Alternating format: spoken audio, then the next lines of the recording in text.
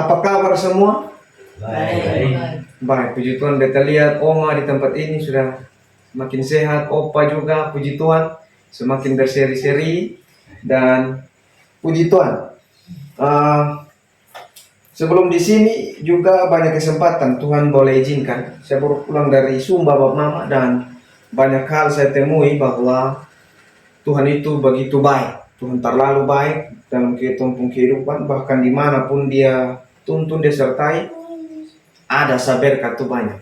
Bukan saja berkat itu kan bukan saja berbicara tentang materi, tapi berkat itu kan juga berbicara tentang bagaimana kita bisa bersyukur dengan apa yang ada. Dia terpulang dari Sumba, banyak saudara, banyak kenalan, banyak Bapak Mama yang kemudian titip salam, titip rindu begitu luar biasa. Dan sampai hari ini juga beta masih ingat orang-orang itu begitu luar biasa. Dan beta datang di sini juga sebagai anak, sebagai cucu, sebagai bukan orang lain. Beta sama kayak kembali di rumah sendiri. Nah, mari kita buka kitab sama-sama. Bapak, Mama, kakak, adik yang terkasih dalam Tuhan kita Yesus Kristus. Terambil dari kitab Kejadian pasalnya yang ke-39. Kitab Kejadian pasal 39 ayat 3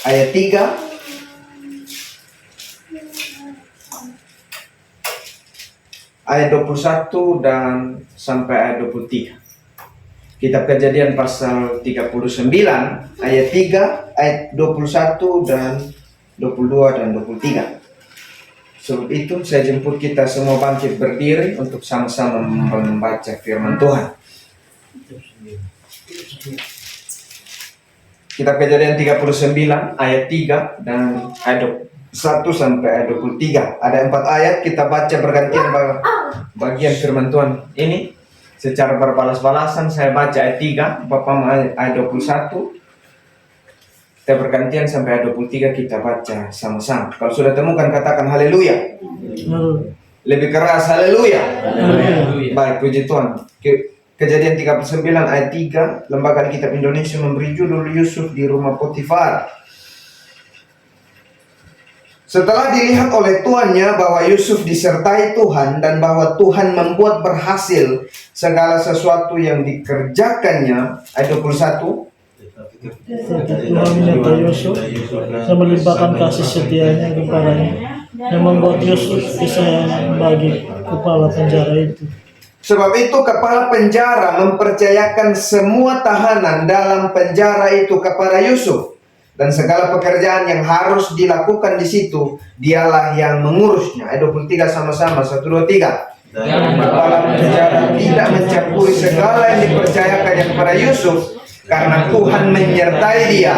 Dan apa yang dikerjakannya dibuat Tuhan berhasil.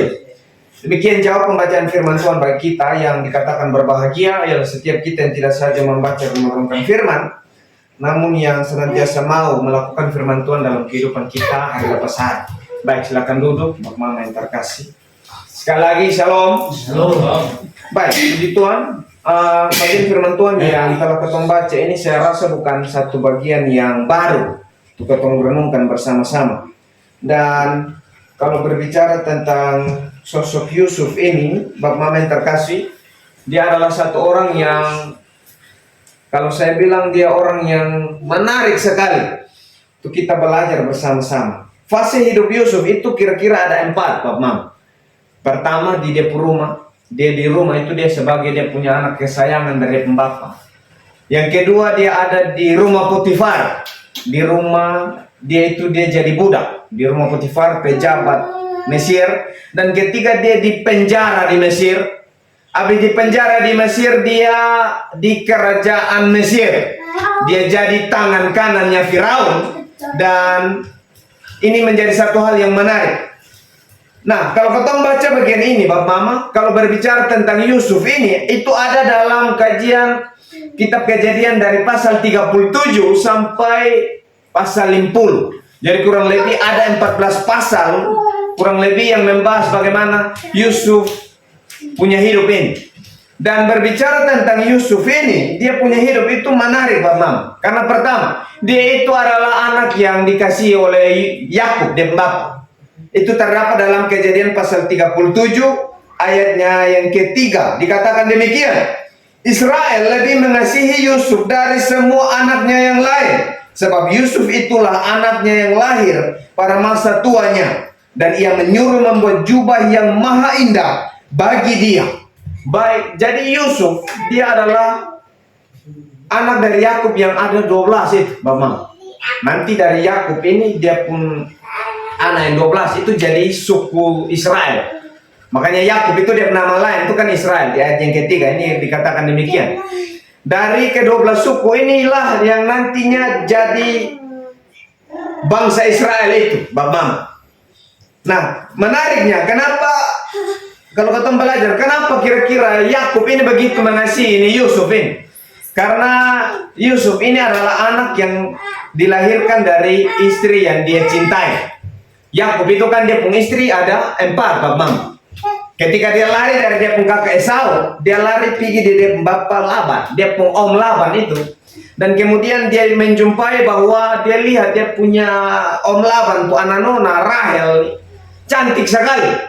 Lalu dia bilang, kalau beta seberangkan dalam bahasa Kupang, bapak mama dia bilang, bapak pu anak yang itu tuh, beta mau ame jadi istri.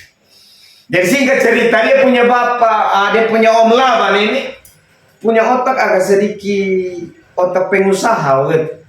Jadi dia bilang dia buatlah perjanjian dengan Yakub. Dia bilang kalau lu mau dapat bepo anak ini, lu harus kerja 7 tahun.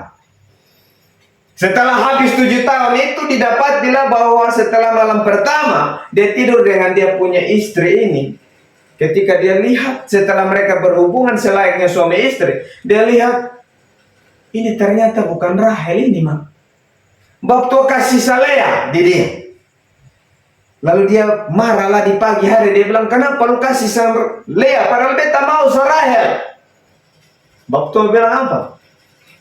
Kata pembudaya, anak yang kakak itu sonde boleh, anak yang adik itu sonde boleh kawin duluan dari kakak. Makanya diambillah Lea untuk tidur dengan Rahel. Tapi dia bilang, saya tidak mau, saya maunya Rahel. Lalu dibuat lagi perjanjian yang baru. Dia kerja lagi 7 tahun. Dan Alkitab mencatat bahwa 7 tahun itu karena akan cintanya kepada Rahel, dia buat 7 tahun itu seperti 1 hari lamanya. Dia bikin itu tidak lama karena cintanya kepada Rahel begitu rupa, sehingga dia buat 7 tahun itu. Dia pun To'o Laban itu tipu dia. Dia bikin itu karena cintanya kepada Rahel. Dia buat sama ke itu bukan 7 tahun. Lalu singkat cerita lahirlah Yusuf ini dari Rahel. Dan Rahel itu waktu itu cari sang Yusuf ini setengah mati. Mau dapat sang Yusuf tuh bergumul lama. Tidak selayaknya Lea yang waktu itu tidak lama untuk melahirkan Ruben, Yehuda dan sebagainya. Nah, Bapak yang terkasih dalam Tuhan kita Yesus Kristus, ada satu masalah ketika Yusuf ini disayangi oleh Yakub, bapaknya. Nah, Bapak Mama, beta yakin bahwa katong semua bisa rasa bagaimana kalau ada anak dalam rumah, anak 2, 3, 4, 5. Kalau ada perlakuan yang beda dari orang tua, itu katong bisa rasa, soalnya enak. Sampai di sini yang mau diperlakukan secara beda-beda. Sewajarnya begitu, dia punya saudara-saudara yang lain, Yusuf pun saudara-saudara yang lain ini tidak suka dengan Yusuf. 11 yang lain itu bahkan dikatakan membenci dia di ayat yang keempat dan pasal 37. Setelah dilihat oleh saudara-saudaranya bahwa ayahnya lebih mengasihi Yusuf dari semua saudaranya, maka bencilah mereka itu kepadanya dan tidak mau menyapanya dengan ramah. Bahkan mau sapa dia, mau togor dia, itu selain dari dalam rumah. Ayat yang kelima, pada suatu kali bermimpilah Yusuf, lalu mimpinya itu diceritakannya kepada saudara-saudaranya. Ini sebelum dia mimpi saja, dia kakak kayak lain ini subinci saja. Karena perlakuan yang dia bapak kasih ke dia ini berbeda dari saudara-saudara yang lain. Bahkan jubah itu dijahit berbeda dari yang lain. Dia punya jubah yang indah sendiri. Jadi ini Yusuf ini menjadi satu pelajaran yang menarik, Pak Mama. Kata ada dalam bulan keluarga dan ini menjadi satu hal yang menarik untuk kita renungkan bersama-sama. Jadi kalau punya anak apa segala macam, jangan sekali-kali seperti Yakub ini yang karena sayang dan dia punya anak, yang mungkin karena dia cinta Rahel, makanya dia anak lain itu diperlakukan sonde selayaknya anak dan Rahel. Nanti kalau kita baca terus, ada Benyamin, ada Yusuf, Puadi, itu juga diperlakukan disayangi selayaknya Yusuf disayangi. Itu menimbulkan kecemburuan yang begitu rupa. Ini kan juga, waktu di Kupang ini kan juga gitu. Anak 3, 4 tuh ada perlakuan yang aneh-aneh. Beta tarik sendiri, beta di rumah tuh. Beta 2 orang, laki-laki semua. Tapi beta lihat, beta bapak dan mama tuh berusaha sedemikian rupa untuk mau jaga supaya jangan ada satu kantara lebih disayang satu son. Tapi untuk begitu pun ada timbul kecemburuan. Dalam rumah tuh kadang-kadang apa-apa tuh mesti, kalau kerja barat di rumah tuh kan kalau ketemu makan tuh angka padi, ketemu spimol sendiri. Jadi kadang-kadang bepa ini sana biasa kerja yang begitu. Kadang-kadang mesti apa-apa yang kerja barat tuh mesti beta yang kerja. Ini mungkin Mbak Mama bilang apa? Tapi mungkin dia beta lebih besar dan dia jadi suruh angka apa kerja barat. Jadi menimbulkan ini anak ini suka selalu kerja begitu. Selalu kerja yang barat-barat tuh nanti dia mulai alasan pinggang tak tikam lah, kepala sakit lah, jadi begitu. Jadi untuk ini bukan Susana ke Yakub, ini jaga sedemikian rupa karena dia kerjaan yang lain juga. Bukan berarti dia sudah kerja, kalau dia sudah kerja itu repot, dia pukul. Nah, dalam model begitu, pasti ada timbul kecemburuan. Karena bapak lihat beta mungkin agak lebih besar, jadi kerja yang barat, jadi kasih. Ini yang kerja, ini Adi yang kerja. Tapi itu saya juga menimbulkan kecemburuan. Apalagi konteks sama kayak ini Yusuf disayangi sedemikian rupa. Di Kupang ini kan begitu. Kalau anak agak sedikit mangkila dong jaga tuh lebih jaga daripada anak yang mungkin rambut rambut agak keriting agak gelap tuh dong paling suka aja. Dong ini bukan potong penturunan. Ini Korea ini kok sembah penturunan timur dong. Jadi ada pembagian begitu. Ya, pembacaan firman Tuhan malam ini membawa kita jangan ada begitu. Sesayang-sayangnya kita kepada anak tertentu harus sayang semua. Jangan setuju lalu ini anak ini bukan potong penturunan, ini ikut bapak penturunan kok bengkoreo sama kayak begini. Jadi soalnya boleh kalau mau puji anak tertentu jangan bikin sakit hati anak yang lain. Kalau kasih misalnya ini beta lihat masih ada yang orang-orang muda yang mungkin saudara-saudara menantap saya dan berkati, kau mau apa yang ketemu belum ada anak, nonas ketemu belum ada. Nah jadi mungkin ini hari belum relate, belum apa, tapi besok kan mungkin bapak punya anak. Sampai besok ketemu punya anak banyak. Jadi usahakan apa firman yang malam ini kita dengarkan, jangan ada pembagian-pembagian seperti itu. Karena itu salah satu masalah. Dan singkat cerita, ketemu lihat bagaimana dong kemudian merencanakan pembunuhan kepada Yusuf ini. Dia pun saudara-saudara yang lain. Dari zaman sekolah minggu kan ketemu lihat bahwa dong merancangkan pembunuhan, mau tangkap dia, buka dia penjubah yang indah itu. Dan kemudian siram dan darah hewan.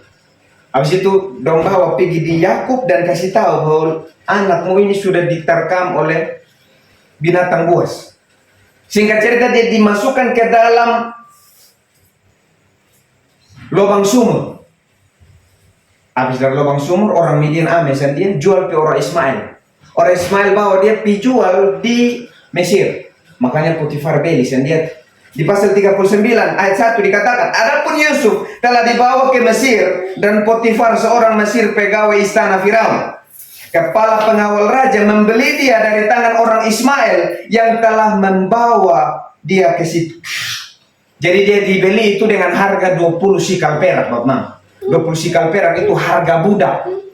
Bapak Mama bisa bayangkan anak yang disayangi di rumah sedemikian rupa, kemudian dia punya hidup itu berganti sedemikian rupa, jadi budak di orang puntana. Itu begitu luar biasa. Pergantian dari anak kesayangan di rumah jadi budak di orang puntana, dibeli dengan harga 20 sikal perak. Tapi apakah itu kemudian merubah kebiasaan dari Yusuf yang adalah anak yang baik ini? Mari kita belajar bersama-sama Bapak Mama, bahwa bagian firman Allah yang kita baca sebagai ayat pembuka tadi di ayat yang ketiga itu mau menggambarkan bagaimana Yusuf itu begitu luar biasa, bahwa di dalam rumah Potifar pun sebagai budak pun ini statusnya sudah berubah.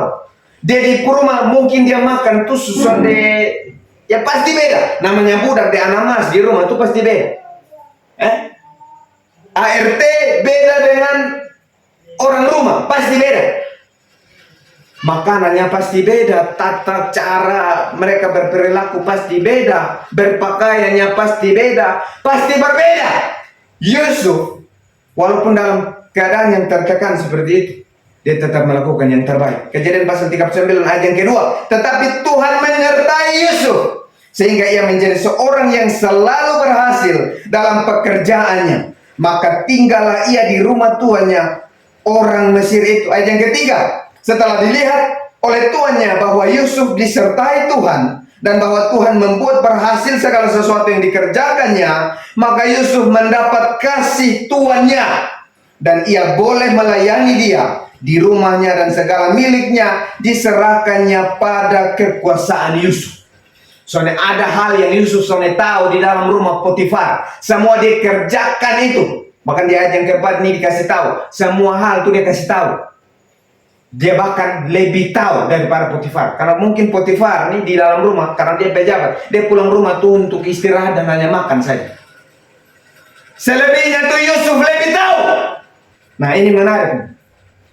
Ini menjadi satu catatan yang menarik bagi kita. Ini bagian firman Allah ini baru saya bagikan tadi malam ketika kita ada di Emmaus. Saya berbicara dengan orang-orang muda dan saya bilang bahwa orang-orang muda sekarang ini terlalu manja, palese orang Kupang bilang. Apa-apa tuh terlalu berkaitan dengan situasi dan kondisi. Kalau situasi agak enak, kau akan misalnya kalau tarik kehidupan pelayanan, kau akan pelayanan dengan baik dan lain sebagainya. Tapi kalau situasi kondisi sudah enak, itu malas-malasan dalam pelayanan. Ada istilah sekarang kan mental health, apa segala macam gitu. Istilah-istilah yang kemudian menjadi apa? Itu tuh kan istilah penelitian sebenarnya. Orang psikolog tuh yang pakai istilah mental health, kesehatan mental seseorang. Jadi orang-orang muda tertentu kemudian pakai istilah mental health ini untuk mengcover rompu rasa malas. Kalau dong bilang beta mental health lagi terganggu, beta semua pelayanan. Beta bilang sama mereka tadi malam, bandingkan dengan Yusuf ini. Kalau pakai kamu istilah mental health itu, bagaimana dia diguncang secara mental ini. Dia dari rumah bapaknya, dia menjadi anak kesayangan, dibuang ke rumah orang yang dia tidak kenal.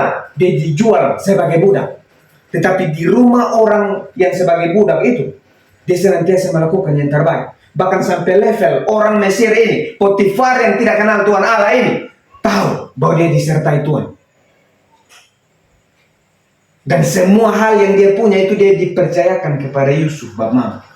Ini menarik sekali. Pertama tadi dia bapak rumah.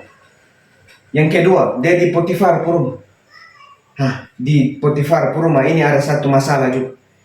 Ketika dia sudah dibilang disertai, itu tidak meloloskan dia dari tantangan juga, Bapak. Potifar itu punya istri.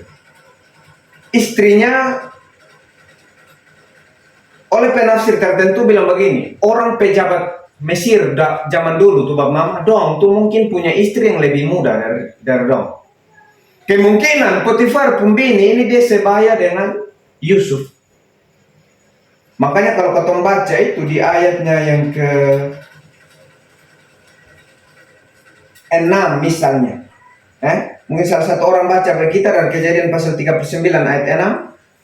Segala miliknya diserahkannya kepada kekuasaan Yusuf, dan dengan bantuan Yusuf ia tidak usah lagi mengatur apa-apapun selain dari makanannya sendiri. Lagi kan masih apa? Ayat 6. Adapun Yusuf itu manis sikapnya dan elok parasnya. Adapun Yusuf itu manis sikapnya dan elok parasnya. Jadi Alkitab menggambarkan bahwa ini anak ini bukan sikap saya baik, tapi dia juga gagah. Dia anak yang ganteng. Ya? Nah ini satu akar masalahnya. Di ayat yang ke-7 dikatakan demikian. Selang beberapa waktu istri tuannya memandang Yusuf dengan berahi. Lalu katanya, marilah tidur dengan aku. Jadi ini dia sudah lolos dari bagaimana statusnya sebagai budak. Dia sudah bersikap baik. Tapi ada satu tantangan yang dia dapati di dalam rumah Potifar. Nah, di sana ada istri yang kemudian ada kemungkinan dong ini sebaya Bapak. Mungkin Potifar pembini ini saya sebutkan dia nama, jadi kata sebut saja Mampoti. ibu Potifar. Jadi dia nih dari hari ke hari dia melihat saya Yusuf, ini anak nih bukan saja baik tingkahnya, tapi dia juga ganteng dan sebagainya. Makanya dia mulai setiap hari itu dia main rayu saya Yusuf, mari tidur dengan aku. Di ayat yang ke-7 itu dikatakan, marilah tidur dengan aku. Ayat yang ke-8, tetapi Yusuf menolak dan berkata kepada istri tuannya itu, dengan bantuanku, tuanku itu tidak lagi mengatur apa yang ada di rumah ini, dan ia telah menyerahkan segala miliknya pada kekuasaanku.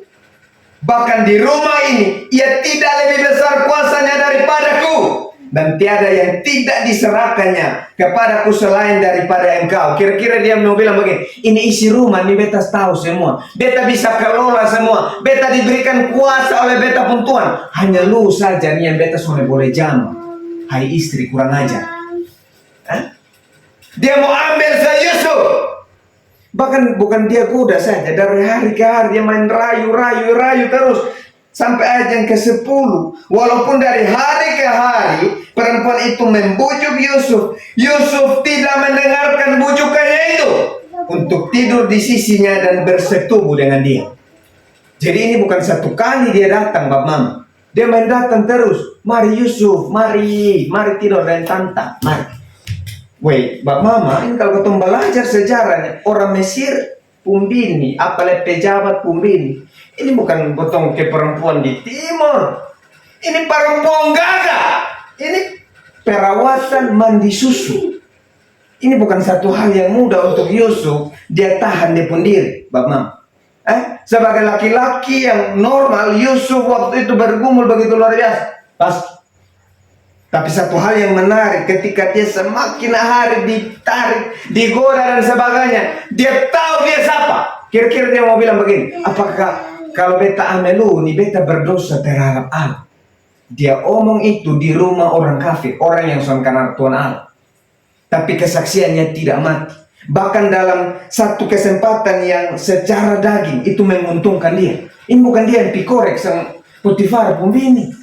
Potifar pembini yang datang dari hari ke hari, Alkitab bilang.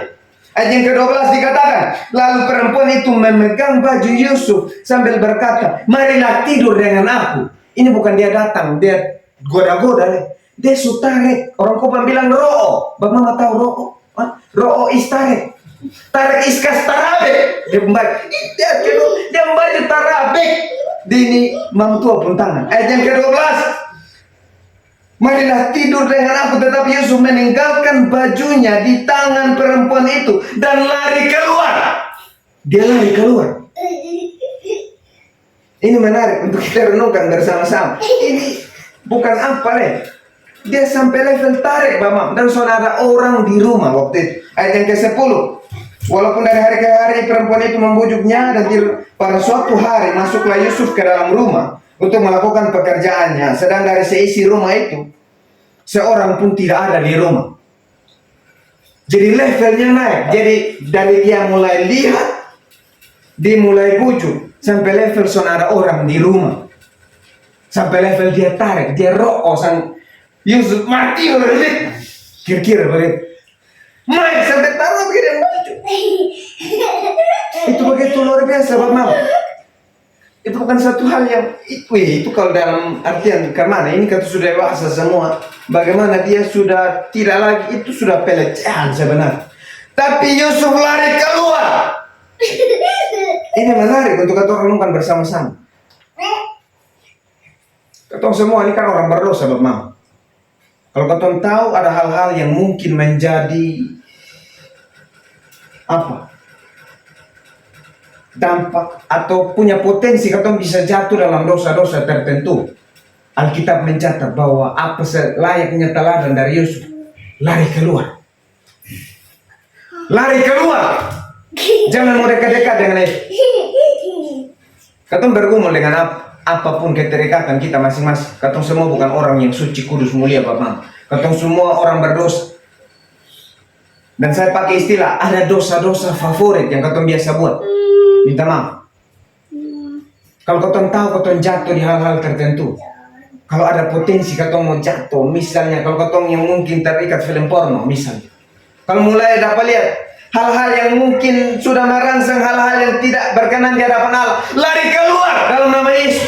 Jangan lari dekat-dekat di situ. Istilah sederhananya, kalau kau tahu itu jurang, jangan bermain injak-injak di pinggir. Jangan. Kalau tahu itu jurang, jangan. Ada kemungkinan baik-baiknya kita berjalan di pinggir jurang, ada kemungkinan kita jatuh. Ya. Nah, teladan yang menarik yang diberikan oleh Yusuf ini, dia lari keluar. Dia lari. Jadi, justru kalau kita baca terus, inilah awal dari bagaimana kemudian dia berpindah tempat lagi. Dia dari bapak ke rumah, habis di Potifar ke rumah. Dan kemudian habis dari sini dia jatuh pergi di dalam penjara, teman. Ternyata ini Mampoti, ini fitnah sendiri.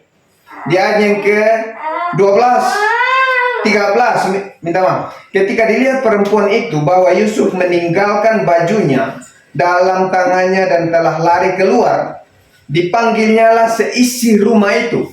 Lalu katanya kepada mereka, lihat, dibawanya kemari seorang Ibrani, supaya orang ini dapat mempermainkan kita. Orang ini mendekati aku untuk tidur dengan aku. Lihat, Bapak.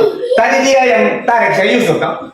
Sekarang dia punya hasrat itu sudah terpenuhi. Dia mulai putar fakta. Dia kasih tahu, dia lapor di orang-orang bahwa Yusuf yang mau tidur dengan dia. Karena fitnah perempuan ini, Yusuf kemudian dibawa ke dalam penjara. Ayat yang ke-15. Dan ketika didengarnya, ayat 20 minta maaf. Lalu Yusuf ditangkap oleh tuannya dan dimasukkan ke dalam penjara, tempat tahanan-tahanan raja dikurung. Demikianlah Yusuf dipenjarakannya di sana. Jadi masuk tahap yang ketiga, Bapak. Pertama, dia anak kesayangan di rumah bapaknya. Kedua, dia adalah orang yang baik, kesayangan tuannya. Tapi karena dia difitnah, kemudian dia dijebloskan dalam penjara. Bagian yang ketiga, tibalah saatnya kita belajar bagaimana dia dalam penjara. Apakah itu kemudian berkaitan dengan mental health tadi? Dia pasti tidak terima. Tapi apakah dia kemudian berubah, Bapak? Mari kita belajar bersama-sama. Ayat yang ke-21.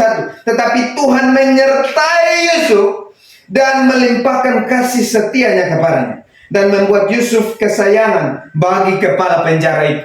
Dia di rumah bapaknya anak kesayangan, dia di rumah Potifar sebagai budak, dia budak kesayangan, dan di penjara dia anggota penjara kesayangan kepala penjara.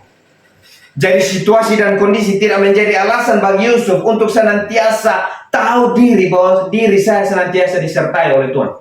Karena bagian pembuka yang kita baca ayat ketiga, 21, 22, dan 23, itu bagaimana penulis mau mengisyaratkan bagaimana Yusuf itu bukan dia yang baik sebenarnya, tapi dia senantiasa disertai oleh Tuhan. Ini menarik, Bapak, bahwa dalam situasi kondisi apapun kita diperhadapkan dengan bagaimana apakah kita memuliakan nama Allah atau tidak. Kita semua ini ada pergumulan.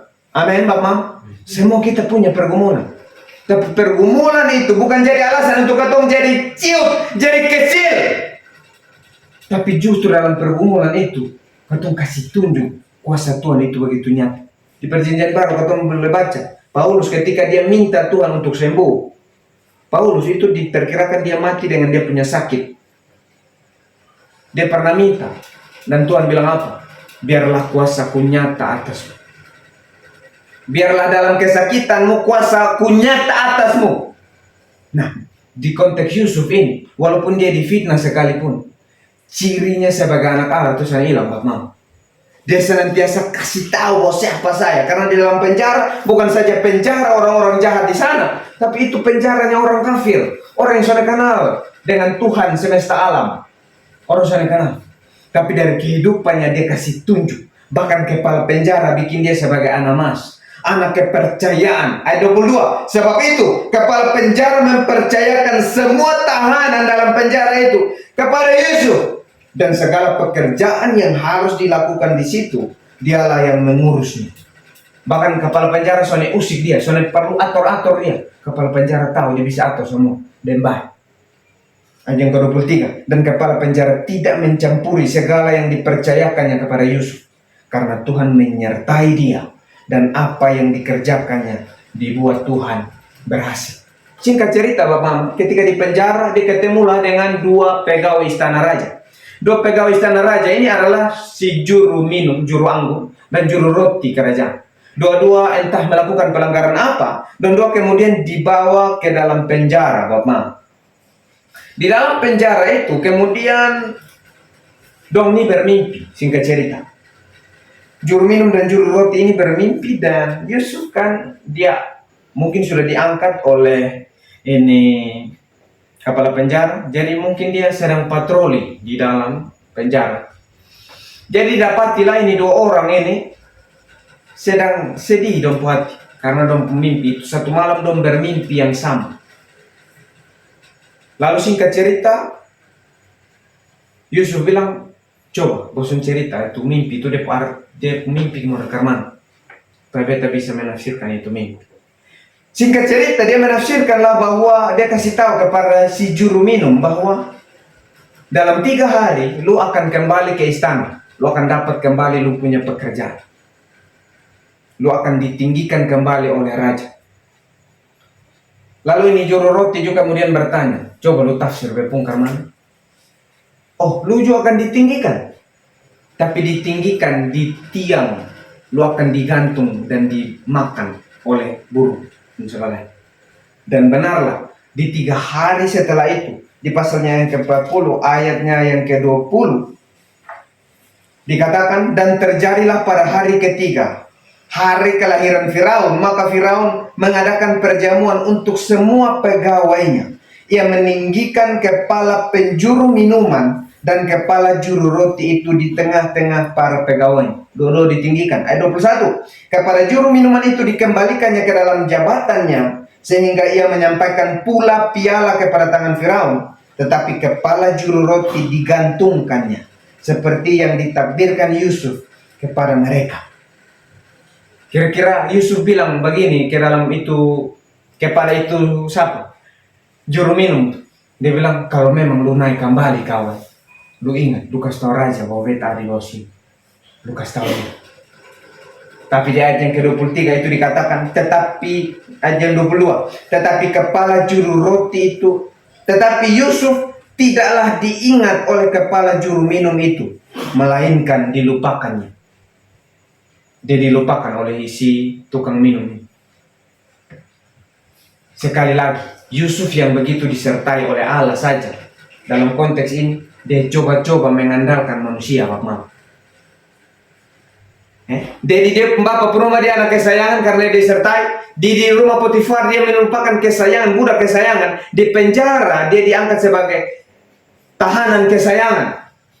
Tapi dalam penyertaan Tuhan yang begitu rupa, dia coba gantungkan dia punya nasib ini kepada manusia. Di ayat yang ke-23 itu dikatakan, tetapi Yusuf tidaklah diingat oleh kepala juru minum. Ini mau mengingatkan kita bahwa kalau kita bersandar kepada manusia, kita pasti kecewa. Pasti. Yusuf yang sudah sedemikian rupa disertai Allah dalam titik terendahnya, dia kemudian coba menggantungkan hidupnya kepada si juru minum ini. Kawan, kalau lu naik di atas, ingat kasih raja kalau beta di bawah sini. Tapi kenyataannya di mana? Si juru minum ini lupa. Dan sampai 2 tahun kemudian, baru kemudian itu dia lupa, ingat kembali. Ayat 1 dari pasal 41. Setelah lewat 2 tahun lamanya, bermimpilah Firaun bahwa ia berdiri di tepi sungai Nil. Singkat cerita, dia cerita kepada orang banyak bahwa dia punya mimpi tertentu. Tapi semua orang tidak ada yang bisa menafsirkan mimpi itu. Lalu tiba-tiba ingatlah ini juru minum. Betul raja, 2 tahun lalu tuh ada yang tafsir repo mimpi. 2 tahun lamanya Yusuf tunggu dia menjanji. Terlalu lama. Ada orang yang bilang begini, seni yang paling menyakitkan ialah seni bagaimana ketong mempercayakan hidup kepada manusia. Karena manusia itu dia bisa menyau iya sekarang, tapi dia bisa berubah kapanpun itu. Makanya ketong punya koneksi dan siapapun, ketong punya orang-orang, bahkan ketong punya anak, ketong punya orang tua yang mungkin hebat dalam hal-hal tertentu. Mungkin ketong bisa lihat, kalau mungkin di rumah sakit ada anak ini yang bisa bantu, jangan lari duluan tuh dia. Kalau kau sakit, cari dahulu menghadap Tuhan Allah, berdoa dulu, Tuhan tolong, Tuhan pakai bepo anak ada di sini. Kalau Tuhan boleh buka jalan lewat dia, Tuhan pakai dia, bantu beta pergumulan di sini. Dan apapun itu, ada koneksi dimanapun, kenalan, bahkan ketemu kenal presiden, kau mau sapa kok, jangan andalkan presiden, pejabat siapapun, kau jangan andalkan mereka, andalkan dulu Tuhan Allah, berdoa kepada Tuhan Allah, bahwa ini orang-orang yang mungkin bisa jadi sumber pertolongan. Pertama-tama sumber yang maha sumber itu yang Tuhan Allah, berdoa dulu, kalau Tuhan berkenan lewat ini Bapak, kau bisa buka jalan bergumul ini. Itu baru betul. Firman Allah mengingatkan, Yusuf yang begitu disertai saja dia dikecewakan. Ini juru minum lupa sama dia. Kira-kira Tuhan mau bilang, jangan apa pi dia, jangan bersandar pi dia, ingat ada beta. Singkat cerita, dipanggillah ini Yusuf dari dalam penjara, suruh tafsir ini mimpi.